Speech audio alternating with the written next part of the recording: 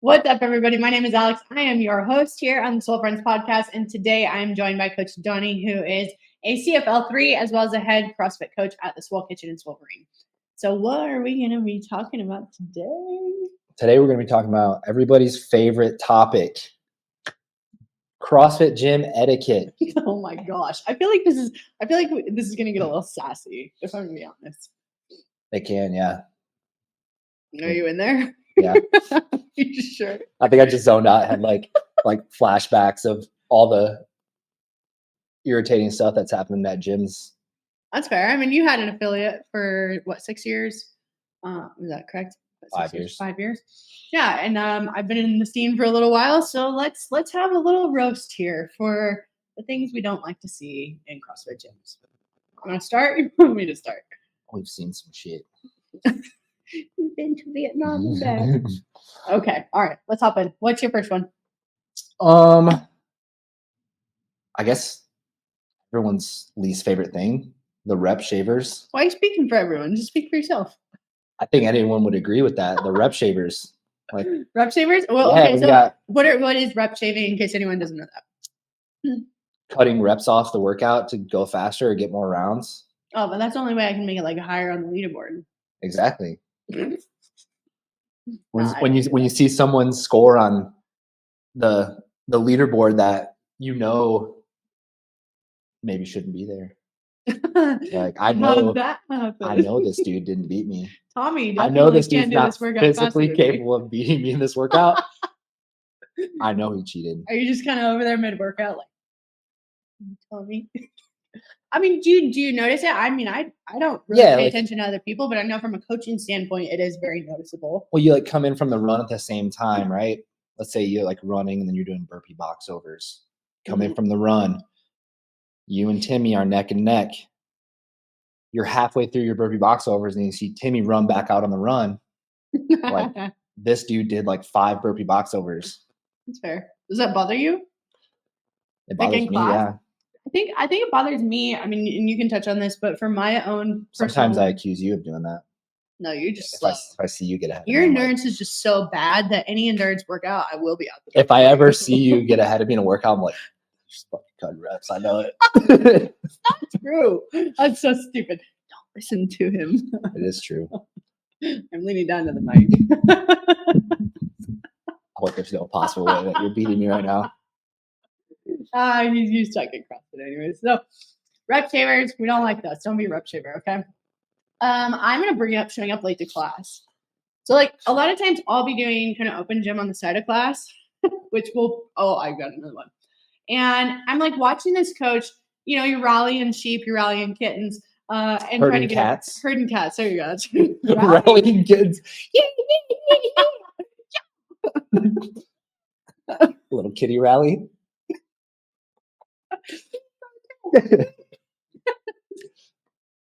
What? No. Anyways, don't show up late to class. I'll just get to the point. Showing up late to class is like the biggest middle finger to your coach. It's also such shit for people who are in class.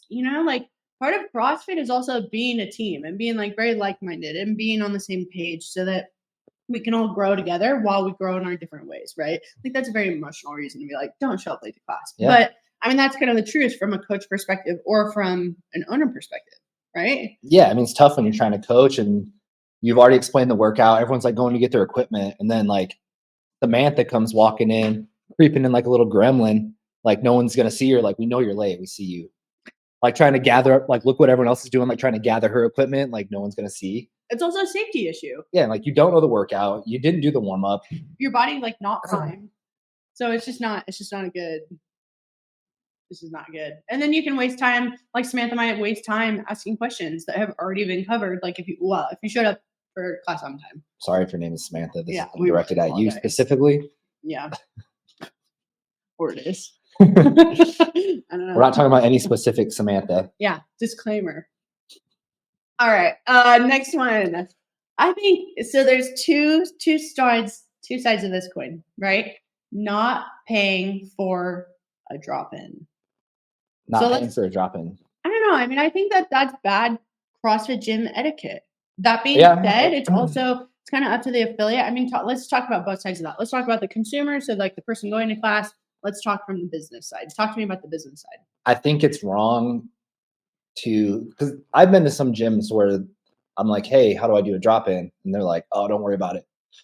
I'm like, all right, okay, I'll keep my $20, $30, whatever it is. But then I've also seen people come in and almost like expect to not have to pay. Mm-hmm. Like they just come in like, oh, I've been doing CrossFit for this long, or I'm a CrossFit coach or something like that. I think it's always good etiquette to assume that you have to pay a drop-in, or to even offer and like insist on paying a drop-in. Well, some gyms do things different, right? Like they want to give you a t-shirt. So you pay them $20, they'll give you a t-shirt. Yeah. Thanks for coming in. You know, there's also the aspect of, am I trying this gym to see if I actually want to go here and be a part of this community, or am I in LA? Right. Yeah. And just visiting for the week, just, a place to work out. I think that's where like punch cards and drop-in fees and, kind of multiple class passes come in. Mm-hmm. But I mean, I also get it from like the athlete side of it, where it's just like, oh, I'm broke. I don't want to like do this. I already paid $250 for my membership at home. But I mean, at the end of the day, it's still business. Yeah. And I think to touch on that too, in terms of like the community and the culture of a gym, if you go to a gym and they do things a certain way that's different from the way you do them, or they like insist on you doing the class, like, hey, we don't offer open gym here. Mm-hmm. Like, if you want to work out here, you can do the class. Like, there's no reason to get like huffy and puffy about it. Mm-hmm. Just jump in the class and get the workout in. You're not like your whole life isn't going to suffer. It's not going to derail your training program if you do something different for a day. And your coach will understand, right? Like if you message Coach Johnny, like, yo, like I'm in St. Louis, and I can't drop into this class or this gym because they don't have open gym. So my program is not going to get done today. He's not going to be like, okay, find 12 different gyms and do it there. It happens all the time. Like people are like, hey, I jumped in the class today. I'm like, awesome. Great. Like I want people to be a part of the community as a former gym owner and as a coach. Like, I think that's good etiquette when you're going into a gym to like integrate yourself kind of into their culture and adapt to what they're doing, just to be polite.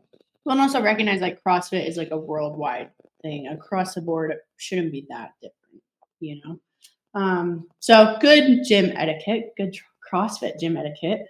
Don't show up late to class. Ask what the drop-in policy is. Are you going to pay or are you not? Ask what open gym is. Don't just assume that there's open gym. That's another one too, right? Like you see someone come in and you're like, yo, bro, this gym is this big. It's as big as this room. I can't have you doing an open gym while I'm trying to teach these 3 people how to do CrossFit. Like, you don't even go here, Super rude. Yeah. What's another one?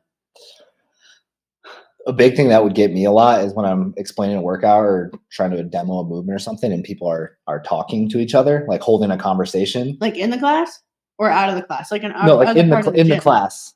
Oh. Like it's really hard to get people to stop talking, right? Because like CrossFit class is people's social hour. But just so you know, from a coach's standpoint, if you are chatting with your buddy while your coach is trying to talk, it is infuriating. They might not show it. They probably smile and are like, hey, like over here.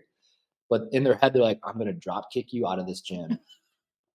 Nobody cares what corn dog you had at Costco today, Tim. Yeah. All corn dogs were on sale at Costco. You guys don't know, Tim. That's how you feel as a coach inside. It's rage. Yeah, I'm trying to teach you guys how to squat. I don't care about the corn dogs that you got. Talking. I mean, I guess like talking too, not to like cut you off, but talking and like the other side of them too. Yeah, that too. And like coaches typically are coaching multiple classes. They have to say the same stuff over and over again all day. The last thing a coach wants to do is repeat themselves when they're trying to explain, because they already have to project their voice. They're talking to a big group of people. So it's a little bit irritating and exhausting to talk over people and then having to repeat yourself because someone didn't hear. It's disruptive to the coach, but also it's disruptive to your fellow classmates that are in there with you that are trying to pay attention and listen to this and learn something. And yourself. I mean, I always talk about safety, right? Like as a coach, like I used to coach classes that were 30 to 45 women in a whole room. I don't need someone tripping over a barbell because they, you know what I mean? We're talking about what they did over the weekend. That's cool. Show up to class like 5 minutes early or stay 5 minutes after, just so that we can be there on purpose, right? Which I guess is gym etiquette. Be there on purpose. Understand that, yes, it is social time. Yes, it's fun. However, we are there to sweat and we are there to have a good time while we're in transition, grabbing our equipment. Great. Talk about the corn dog. You know what I mean? Yeah. But not in time for it while your coach is talking. And you're paying a lot of money too for the coaching. For them to for talk the coach to to talk to you. So to not listen to that, it's like, why are you paying $200 to hang out with your friends? Like, go to the bar. Yeah, go to that's it. They have corn dogs there. Oh man. I don't know. When was the last time you even had a corn dog? Oh man. I've thought about it periodically, but Like, oh, I really want a corn dog right now. I feel like I was probably I was in maybe middle school, probably last time I had a corn dog. Maybe high school. Are you ketchup or mustard? Sometimes I do like a little pile of both. Oh. Stir it together. That was elementary school. Yeah. A big one that gets me is, which I actually have to remind myself not to do in the act, but is like doing air bike sprints or something while someone else is coaching, like a class. So a lot of times there's open gym at noon, but there's also class at noon. Or, if you're a more advanced athlete, not like saying that I am, but when you're more kind of integrated in the community, you need to get a workout in, your coach or your owner might let you come in and kind of work on the side. So don't be a dickhole if you're working on the side. And, Coach Donnie's over here like, hey, guys, we're going to do 15, 12, 9 of blank, blank. And you're over there like, and everyone's like, what? I've done that before. I've been that person on the bike. And honestly, like, you don't really think about it. Being a coach too at the same time, I was also doing like my own training kind of off to the side. When I would have to do like a harder bike or something during a class, I would like cringe to myself while I'm doing the bike sprints. Like, I know they hate this. Like, I hate doing this and I hate being this person. Just wait like 2 minutes. I just felt super bad about myself doing it. But that's fair. Yeah. Dropping empty barbells. Bad gym etiquette, you guys. These things are so expensive. I mean, how much is a barbell? Barbell's probably anywhere $300. Probably 200 to 400. Anywhere from 200 to 400 is typically what you're spending on one. And what $200? What happens when you drop a barbell? Like an empty one. I mean, it can just mess up like the bushings and bearings and stuff in it to make it not spin as well. It just doesn't last as long. It's a very expensive piece of equipment to just be dropping.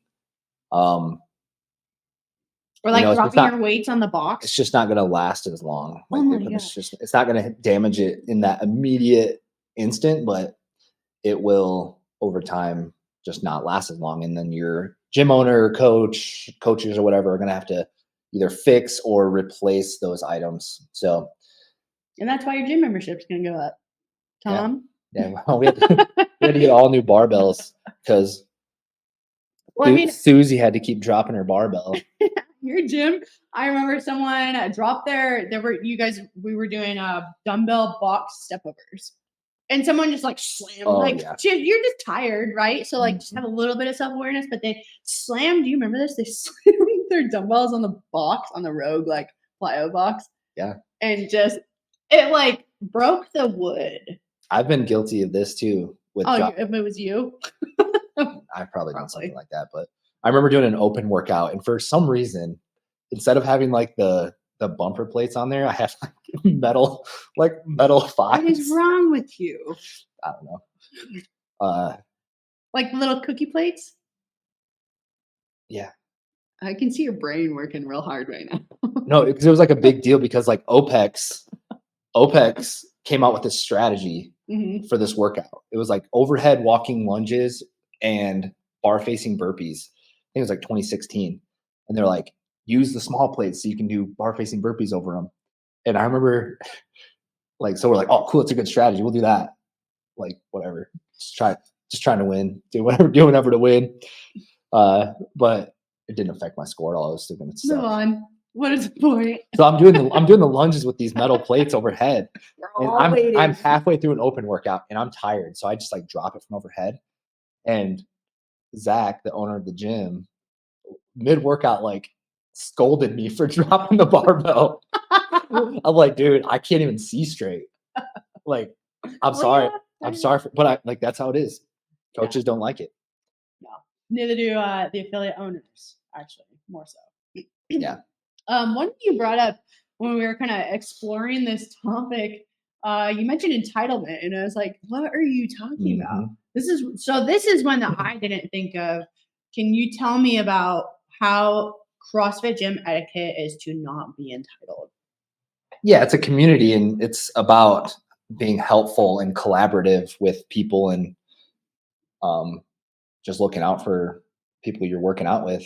Then you got people that will come in and they feel like they're entitled to like a specific workout space in the gym, a specific piece of equipment, or whatever it is. Like, this is my pull-up Yeah. bar. You need to go. Yeah, this is the pull-up my- bar. The pull-up bar I always use. Yeah. And then like you got some new guy that's like his first class. Like, oh, I don't know, shit. Like they told me to find a pull-up bar. I found one. Sorry, John. Yeah. I guess I'll go over in the dark corner. Yeah. I don't know where I'm going. Yeah, you have someone that's been a member for 8 years. Like, no, this, like, my blood, sweat, and tears are all over this pull-up bar. You can't use it. Well, and I think are there times for that, maybe? Like if it's you have a competitive athlete in a class or someone who's just doing class to do class, like would that be appropriate to say, hey, I'm going to use a spiel bar because I'm going to be doing butterfly pull-ups? Yeah, and, yeah. Is that okay? Or do you think that even in the class setting? I think there's a respectful way to communicate that. Like if you have one of the spiel bars that people typically do like bar muscle ups on, and the workout has bar muscle ups, and then you have like a new guy that's scaling the movement, and he's going to use the only spiel bar in the gym, but you have someone that's more advanced that wants to do muscle ups. They could say, hey, this bar over here is going to be better for you to do the scale variation that you're doing, because I'm going to do bar muscle ups. This is the only bar that I can use for this. Gotcha. Like that's a whole different story. Yeah. Than claiming a pull-up bar just because you use it all the time. It's your space. I hate when people complain. My Stanley Cup's already here. This is my space. These are my pink clips, and I can't use the gym clips because. I mean, that's. Yeah. I know clips are kind of a sensitive one, I feel like, but at least people get sensitive about it. Anyways, I don't appreciate when people complain about workouts. So I will say, from a coaching standpoint, like keeping the energy high and inspiring and motivating, and everyone's like, put this workout, this workout. Oh, I don't want to do it. Running. Why didn't I even come to class? Every time you're like, all right, it's going to start off with a 400-meter run. And all you hear is, oh. Hey, don't come. Let's make it 800. Hey, don't come. No, people should stay unfit. No, well, I guess you're honest. I mean, that's the point. Like, don't complain. Like, you are here to get fit. You're here to run. Why would you not want to get better at running if you're there to get fit? Well, and if you did things that you're just good at all the time, like, what's the point of that? But also, like, it's contagious too, the complaining. Yeah, I guess. So, like, someone that's like already on the fence, like, I don't really love running. I need to get better at it though. So I'm gonna go to this class, and then the person comes in like, oh, running, what the fuck? This is bullshit. And then they're just like, oh yeah, I guess he's right. This is bullshit. And then guess what? For the new guy or the new girl or the new whatever, is to say, I don't want to go to class when there's running. And it's not because they did something and achieved it and it made them feel good. It was because it sucked and the class sucked. And and that goes back to like good gym etiquette on like the coach side too, is to not let your class do that and don't do it yourself. Yeah. Oh, yeah. I know it sucks so bad, right? Like I wouldn't want to do it either, but hey, look, we're 2 minutes over. Let's just go ahead and start. Like what? Don't do that. What I typically will do before a workout, if I don't like it, I'll be like, all right, yeah, let's go. Let's do this. And then like I would sneak off in the bathroom. Fuck this. Go bet in the bathroom. Oh. Are you hiding in there during the 400? Yeah. Don't be that guy either. Like, yeah, I'll go run, hide in the bushes. The warm up is there for a reason. Man, we kind of sound lame. We're like, follow the rules, don't complain. Just be nice. Yeah, don't be a dickhole. All right, gym etiquette 101. Thanks for listening to the Swole Friends podcast. Hopefully we don't go on too many rants like this. However, if you need lots of tips, tricks, movement videos, supplement, nutrition, anything like that, visit the Swolverine blog at swolverine.com. If you're ever interested in one-on-one CrossFit programming, whether you are a very, very beginner looking to do a pull-up progression or working all the way into getting yourself at the CrossFit Games, Coach Donnie is a very, very qualified coach who's really willing to write that one-on-one programming and get you to that next level. We also offer one-on-one nutrition coaching, meal plans, customized meal plans, and macros with the Swole Kitchen. So with that, we'll see you next time.